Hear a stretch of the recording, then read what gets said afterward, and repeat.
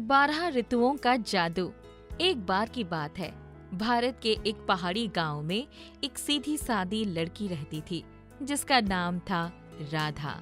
उसकी माँ का देहांत हो चुका था और वो अपने पिता और सौतेली माँ के साथ रहती थी। उसकी सौतेली माँ और बहन उसे हमेशा काम में उलझाए रखते थे और राधा के प्रति उनका व्यवहार बहुत कठोर था। वो सुंदर, मेहनती और दयालु थी, लेकिन उसकी सौतेली माँ और बहनें उसे हमेशा तंग करती और उसे भेदभाव करती। अरे राधा, क्या बस काम चोरी करती रहेगी? जंगल से लकड़ियाँ ला और खेत का सारा काम भी कर। कुछ काम तो ढंग से कर लिया कर। जी माँ, मैं अभी लेकर आती हूँ। राधा बेचारी कुछ भी नहीं कहती और अपने सारे काम कर देती थी। उसकी सौतेली बहन हमेशा उसे देखकर जलती रहती थी और चाहती थी कि उसे कोई ना कोई सजा मिले। एक दिन सर्दियों की ठिठुरती ठंड में उसकी सौतेली बहन को अचानक लाल गुलाबों का मन कर गया। माँ, मुझे लाल गुलाब चाहिए, और वो भी अभी के अभी। अरे ठीक है राधा, जा और अभी जंगल से लाल गुलाब ले आ। अगर खाली हाथ आई तो तुझे बिना खाना दिए बाहर ही सोना होगा। माँ, लेकिन सर्दियों में तो फूल खिलते ही नहीं है और इतनी ठंडी में जंगल जाना खतरे से खाली नहीं है। बहाने मत बना, बस जो कहा है वो कर, नहीं तो घर मत लौटना। बेचारी राधा ठिठुरती ठंड में अकेले जंगल की ओर चल पड़ी। चारों ओर बर्फ जमी हुई थी। ठंडी हवा उसके गालों को काट रही थी, लेकिन उसके पास कोई और विकल्प नहीं था। उसने ठंड से कांपते हुए अपने पुराने फटे शॉल को कसकर लपेटा और आगे बढ़ गई।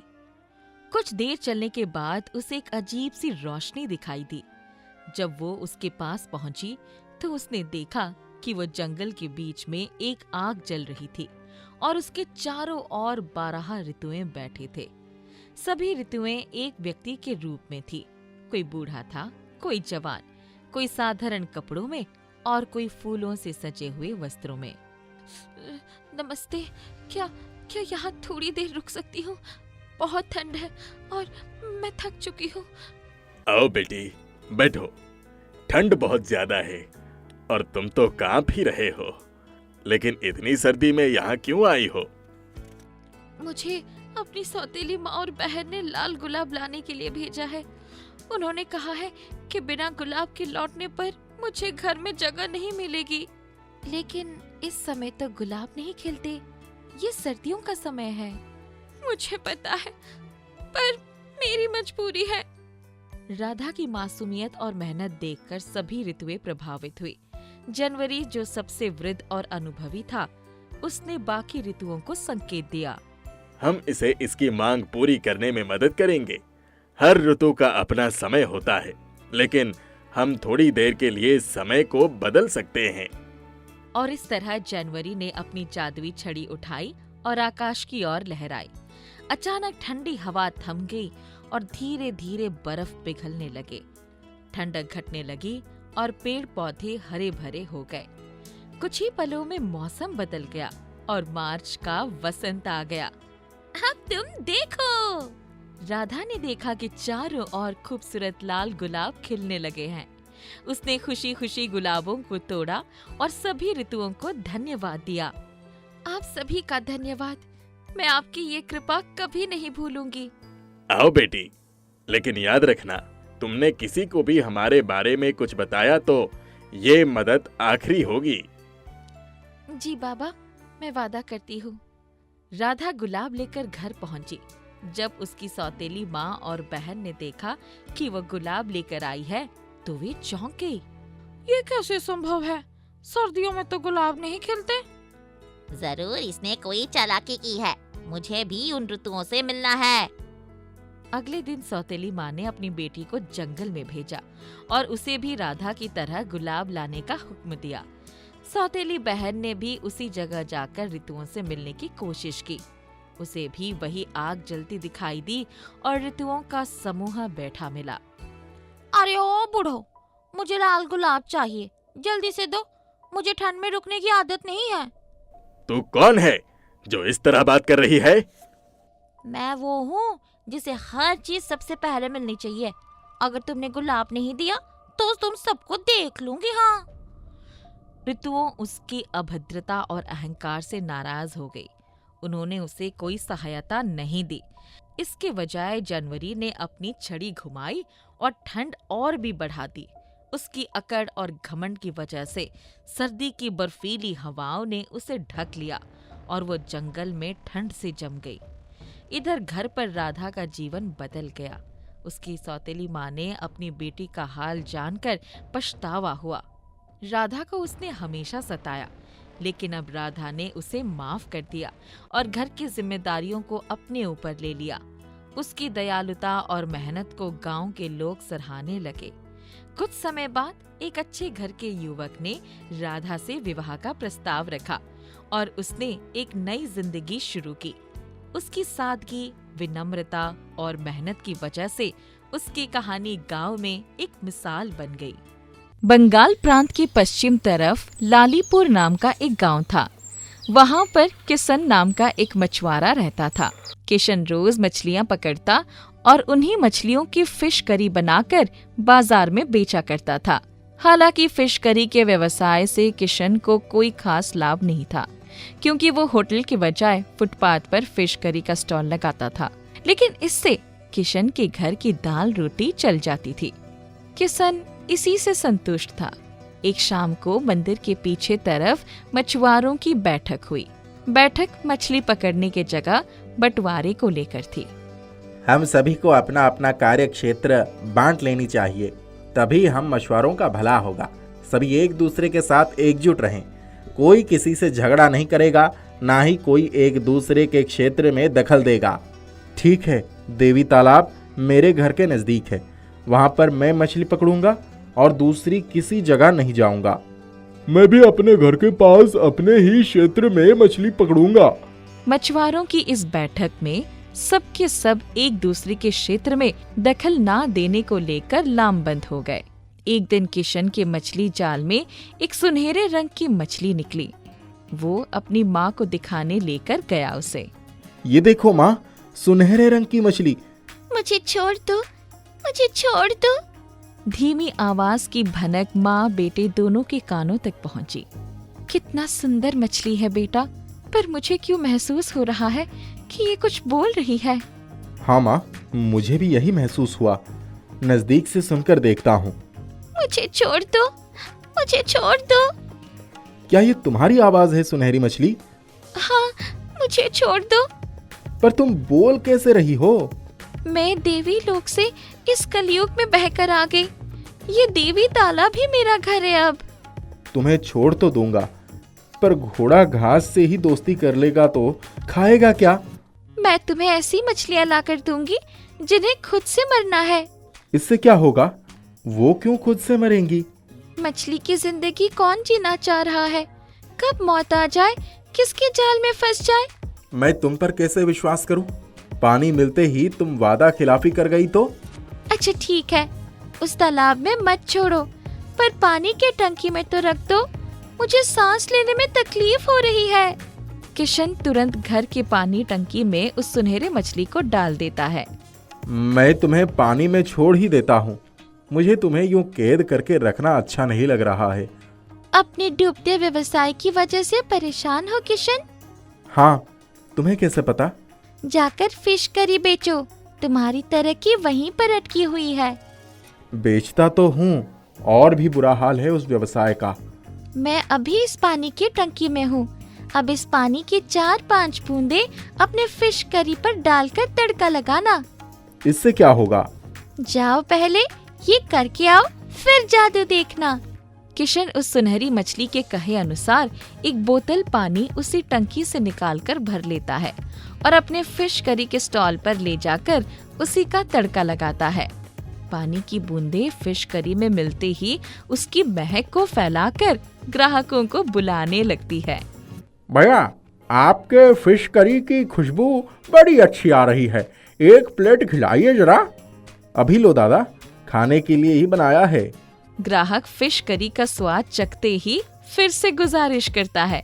जितनी बची है सारी पार्सल कर दो भैया, मैं अनाथ आश्रम जा रहा हूँ, सबको ये लाजवाब स्वाद खिलाऊंगा। इससे अच्छा और क्या हो सकता है दादा, अभी कर देता हूँ। इस तरह पहले ही ग्राहक ने सारी फिश करी खरीद ली। मछलियाँ खत्म हो चुकी थी। ग्राहक दुकान के आगे अपनी बारी का इंतजार करने लगे कि उन्हें भी वो लजीज फिश करी खाने को मिलेगी। मछलियाँ खत्म हो चुकी है, 1 घंटे के अंदर आता हूँ मछलियाँ लेकर। कोई बात नहीं, आप लेकर आइए, हम इंतजार करेंगे। ठीक है, आता हूँ फिर।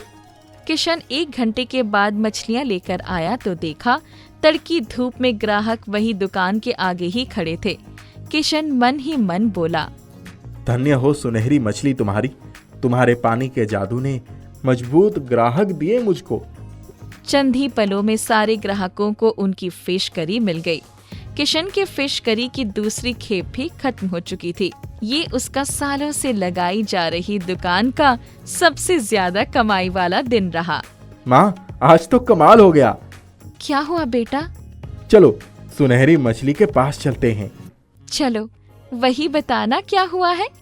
किशन सुनहरी मछली को सुनाते हुए अपनी बात चालू करता है। सुनहरी मछली, आज तुम्हारे इस जादुई पानी के तड़कों ने कमाल कर दिया। मेरी फिश करी ने सभी ग्राहकों को उसके स्वाद की लत लगा दी। ग्राहक आज थमने का नाम ही नहीं ले रहे थे। ऐसे ही चलता रहा तो मुझे दुकान बड़ी करनी होगी। मैं बड़ा करने के लिए ही तुम्हारी मदद कर रही हूँ। सही कह रही हो तुम सुनहरी। मैं कल ही एक बड़ी दुकान के बराबर की मछलियों की खेप लेकर जाऊंगा। बेटा, तुझसे अकेले हो जाएगा इतना काम? माँ, बड़ा बनने के लिए करना ही पड़ेगा। अगले दिन बड़ी दुकान के बराबर खेप लेकर गया किशन। शाम तक ही वापस आ गया। क्या हुआ बेटा, बड़ी जल्दी आ गए? माँ, जितनी मछलियाँ ले जा रहा सारी बिक जा रही है। मुझे अगले दिन और बड़ा करना पड़ेगा। बेटा, ये सुनहरी मछली भगवान का रूप है, इसे इसके घर छोड़ाओ। दोनों माँ बेटे सुनहरी मछली के पास गए और उसे पूरी घटना बताई। मुझे माफ कर दो सुनहरी, मैं तुम्हारा प्रयोग किया। तुम्हारे पानी के जादू ने मुझे अच्छे खासे ग्राहक दिए। चलो, मैं तुम्हें तुम्हारे घर छोड़ देता हूँ। तुम मुझे देवी तालाब में ही छोड़ दो और कभी भी देवी तालाब के जादुई पानी का राज किसी दूसरे को मत बताना। वो पानी भी वही जादुई पानी रहेगा जो तुम्हारे पास है। जरूर सुनहरी। किशन सुनहरी मछली को उसी देवी तालाब में वापस छोड़ाता है। उसकी जादुई फिश करी पूरे बंगाल की प्रसिद्ध फिश करी हो जाती है। बाद में किशन उस देवी तालाब को सरकार से अनुरोध करके खरीद लेता है और आजीवन उसके पानी का जादू अपनी जादुई फिश करी में परोसता रहता है। संग्रामपुर गांव में राम कृपाल नाम का एक पागल रहता था। दिमाग से एकदम विक्षिप्त और पूरी तरह एक बड़बोलापन इसके इर्द गिर्द घूमता था। राम कृपाल को लोग एक मजाकिया इंसान समझकर मजे लिया करते थे। गुरु बाबा, पाए लागी। अरे राम कृपाल, क्या हाल है? आजकल भैया जी क्या कर रहे हैं तुम्हारे? गुरु बाबा, अब हम क्या बताएं, भैया जी तो पड़ोस में रहा करते थे। किसी ने बोरे में भरकर उन्हें विदेश भेज दिया। अरे कैसे राम कृपाल, कौन भर दिया उन्हें बोरे में और क्यों? अब हम क्या बताएं गुरु बाबा, भैया जी को पान खाने का शौक था।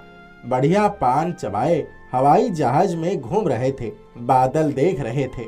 हवाई जहाज की खिड़की पे शीशा चढ़ा था जो उनको दिखाई ना दिया।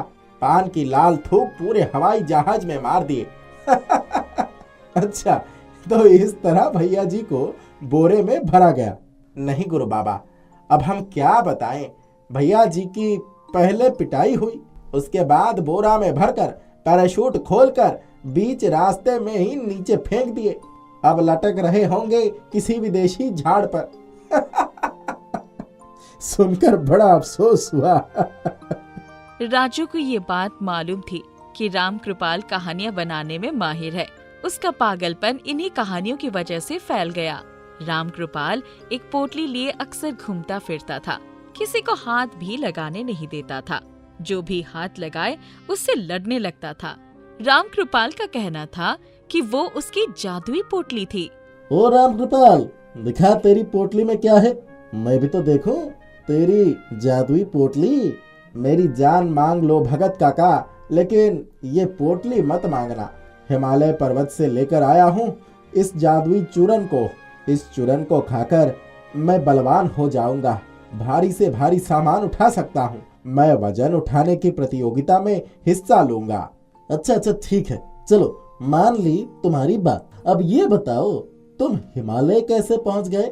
अब हम क्या बताएं भगत काका, भांग के पत्ते की खरपतवार बहुत बढ़ गई थी। एक दिन खाना बनाने की सब्जी खत्म हो गई, उस भांग के पत्ते का ही साग बना दिया, बहुत स्वादिष्ट बनाया था। उसके बाद जब नशा चढ़ा तो सीधे हिमालय पहुंच के उतरा।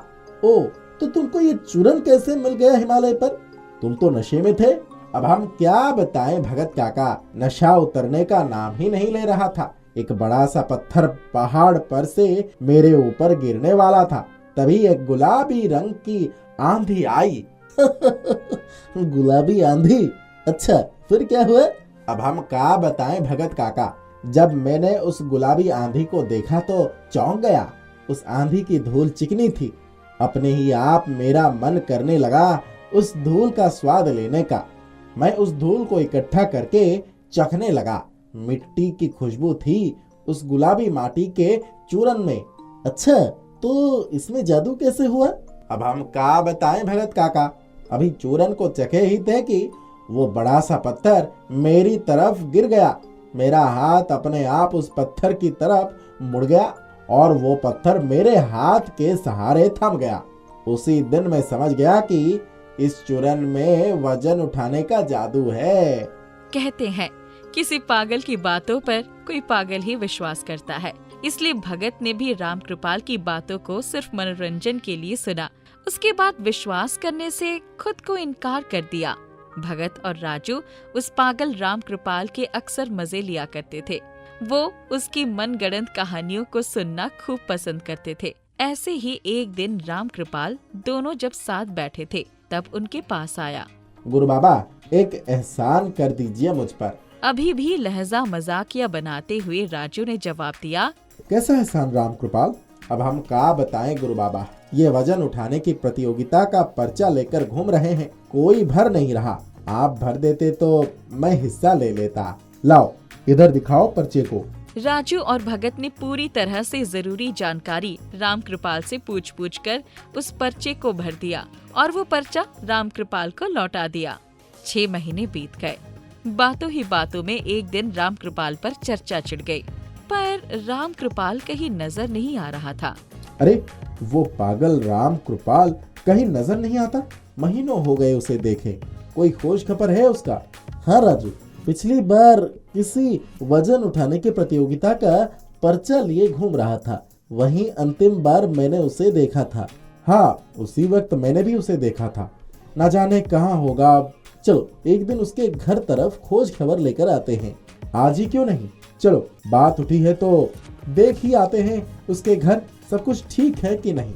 राम कृपाल को पागलपन की वजह से उसका पूरा परिवार सालों पहले उसे छोड़ गया था।